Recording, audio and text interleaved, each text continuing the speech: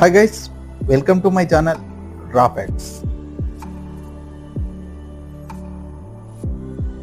ఈరోజు వీడియో చూసుకుంటే T20 world cup winners India అనేది ఫైనల్ అనేది గెలిచి వరల్డ్ కప్ అనేది ఇండియాకి అనేది రిటర్న్ బ్యాక్ అనేది తీసుకొచ్చింది ఆఫ్టర్ 17 ఇయర్స్ తర్వాత. చూసుకుంటే ఇందులో ముగ్గురు మెయిన్ ప్లేయర్స్ అనేది రిటైర్మెంట్ కూడా ప్రకటించడం జరిగింది. అందులో చూసుకుంటే Virat Kohli, Rohit Sharma, Ravindra Jadeja T20 world cup T20 ఫార్మాట్కి గుడ్ బై అనేది చెప్పారు. ఇందులో చూసుకుంటే వరల్డ్ కప్ 2007లో స్టార్ట్ అవ్వడం జరిగింది. అప్పుడు Rohit Sharma T20 world cup అనేది స్టార్ట్ చేశాడు. అండర్-19లో చూసుకుంటే 2008 అండర్-19లో విరాట్ కోహ్లీ, రవీంద్ర జడేజా ఒకటే టీంలో ఉన్నారు. అదేవిధంగా ఒకటేసారి రిటైర్మెంట్ అనేది కూడా ప్రకటించడం జరిగింది. మరియు చూసుకుంటే ఇందులో రోహిత్ శర్మ కప్ గెలిచిన తర్వాత ప్రెస్ కాన్ఫరెన్స్లో T20 వరల్డ్ కప్ తర్వాత రిటైర్మెంట్ అనేది ప్రకటించాడు. ఐపీఎల్ ఆడతా అని మాత్రం చెప్పాడు. T20 ఫార్మాట్కి మాత్రమే గుడ్ బై చెప్పాడు. ఒడియాకి, టెస్ట్కి ఇంకా కెప్టెన్గా కంటిన్యూ అవుతున్నాడు. అదేవిధంగా విరాట్ కోహ్లీ చూసుకుంటే player of the match award తీసుకునేటప్పుడు తన రిటైర్మెంట్లో ఉన్నది ప్రకటించడం జరిగింది. మరియు రవీంద్ర జడేజా చూసుకుంటే వరల్డ్ కప్ గెలిచిన ఆనందం తర్వాత నెక్స్ట్ డే రిటైర్మెంట్ అనేది ప్రకటించాడు. సో ఇక్కడ విరాట్ కోహ్లీ ఏజ్ చూసుకుంటే 35 ఇయర్స్ అనేది అవుతుంది. సో ఇక్కడ అతను ఇంకా 2-3 ఇయర్స్ T20 ఫార్మాట్లో కొనసాగొచ్చు. కానీ న్యూ ఏజ్కి తన పొజిషన్ కోసం సాక్రిఫైస్ అనేది చేయడం అనేది జరిగింది. అదేవిధంగా రోహిత్ శర్మ చూసుకుంటే తన కెరియర్ T20 కెరియర్ వరల్డ్ కప్తో మొదలై వరల్డ్ కప్తో అనేది ఎండ్ అవ్వడం జరిగింది.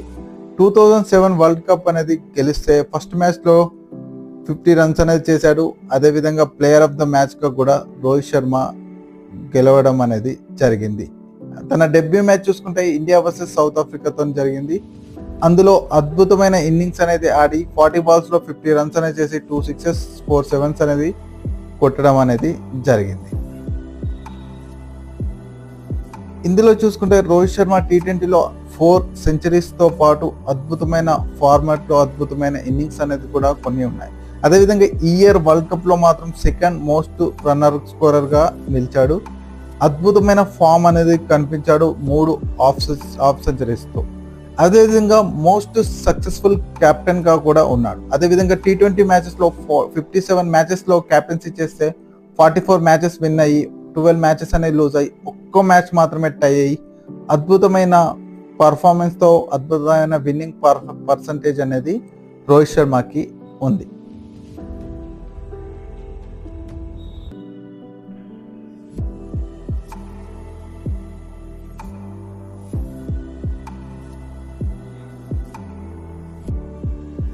విరాట్ కోహ్లీ చూసుకుంటే T20 ఫార్మాట్కి 2021 వరల్డ్ కప్కి T20 కెప్టెన్గా వ్యవహరించాడు.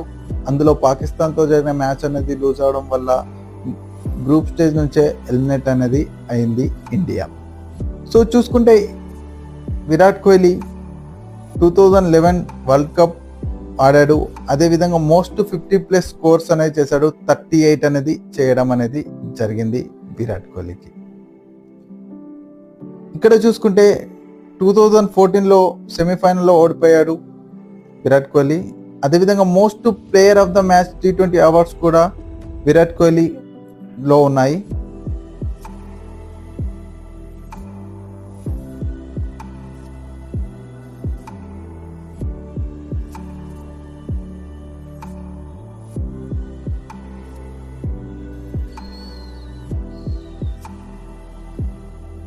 సో వీళ్ళ ముగ్గురి రిటైర్మెంట్కి మంచి ప్లేస్ అనేది దొరకడం అనేది జరిగింది. ఎందుకంటే ఒకవేళ వరల్డ్ కప్ ఓడిపోయి ఉంటే వీళ్ళు అదే బాధలో రిటైర్మెంట్ ప్రకటించేవాళ్ళు, కానీ హార్ట్ బ్రేక్ అనేది అయ్యేది. సో ఇక్కడ చూసుకుంటే రీప్లేస్మెంట్గా రోహిత్ శర్మకి రీప్లేస్మెంట్గా యశస్వి జైస్వాల్ని కంప్లీట్గా తీసుకునే అవకాశం ఉంది. అదేవిధంగా left hand batsmen same of the way అద్భుతమైన ఇన్నింగ్స్ అనేది ఆడతాడు. అదేవిధంగా ఈ ఇయర్ వరల్డ్ కప్కి కూడా సెలెక్ట్ అయ్యాడు, కానీ బెంచ్ పై పరిమితం అయ్యాడు ప్లేస్ లేక. సో ఇప్పుడు చూసుకుంటే రోహిత్ శర్మ ప్లేస్ని యశస్వి జైస్వాల్ అనేది భర్తీ చేసే అవకాశాలు అనేది ఎక్కువగా ఉన్నాయి. అదేవిధంగా కెప్టెన్గా హార్దిక్ పాండ్యాకి ఇచ్చే అవకాశాలు ఎన్నో కనిపిస్తున్నాయి. ఎందుకంటే ఫైనల్లో కూడా అద్భుతమైన పర్ఫార్మెన్స్ చేసి వరల్డ్ కప్ అనేది సాధించాడు కాబట్టి.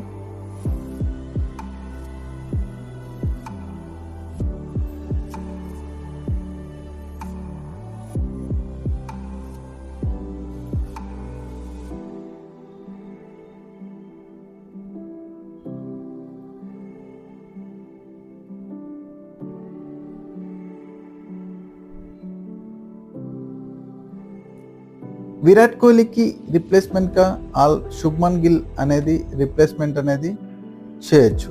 ఎందుకంటే విరాట్ కోహ్లీ పొజిషన్లో శుభ్మన్ గిల్ అద్భుతమైన ఇన్నింగ్స్ అనేది ఆడుతున్నాడు. అదేవిధంగా ఒక డబుల్ సెంచరీ కూడా ఉంది. అదేవిధంగా ఇప్పటికీ ఏజ్ 24 అయినా ఇప్పటికీ 11 సెంచరీస్ అనేవి తన ఖాతాలో నమోదు చేసుకోవడం జరిగింది. అదేవిధంగా అన్ని ఫార్మాట్లో సెంచరీస్ అనేది నమోదు చేశాడు. T20లో 1, వన్డేలో 6, టెస్ట్లో 4 సెంచరీస్ అనేది నమోదు చేశాడు శుభ్మన్ గిల్.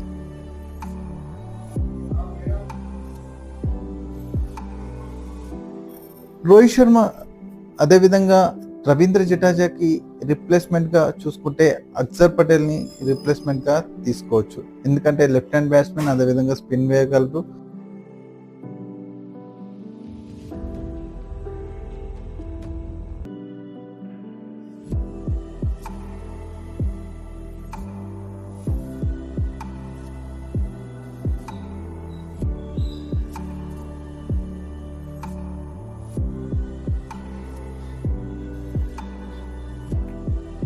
సో రవీంద్ర జడేజాని రీప్లేస్మెంట్గా తీసుకోవచ్చు. అదేవిధంగా ఇండియా హెడ్ కోచ్ చూసుకుంటే రాహుల్ ద్రావిడ్కి హెడ్ కోచ్గా ఆల్రెడీ 99% కన్ఫర్మ్ చేశారు.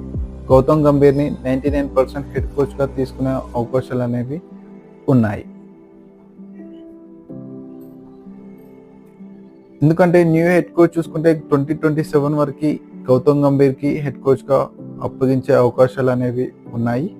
సో ఈ విధంగా మనం కంప్లీట్గా న్యూ ఎరా అనేది let's begin to this June అయిపోయింది. జూలై నుంచి న్యూ ఎరా అనేది స్టార్ట్ అవుతుంది. ఎందుకంటే T20 కెరియర్కి 3 ప్లేయర్స్ అనేది గుడ్ బై అనేది చెప్పారు.